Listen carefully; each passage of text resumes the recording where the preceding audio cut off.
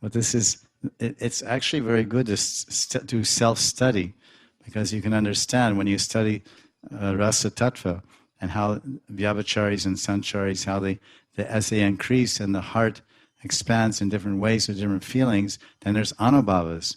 Bhava means the feeling, and what anu means what follows it.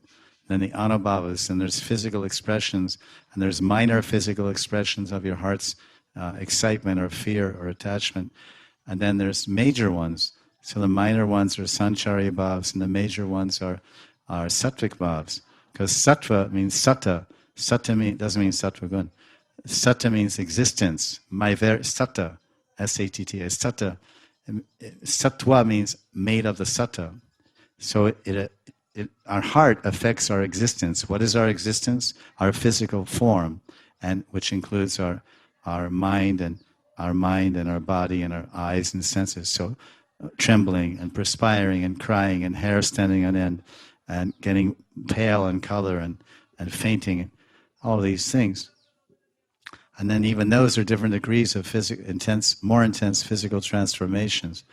And dipta, sudipta, dwalita, dipta, sudipta.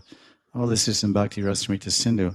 Ever increasing, expanding. Only 2 symptoms of sattvic bhav, then 3 symptoms, then 4, then all 8 symptoms fully expressed to the maximum degree. That's called sudipta. Deep, like we have Deepavali.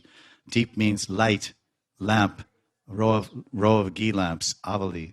So sudipta means completely, brilliantly shining and fully expansive.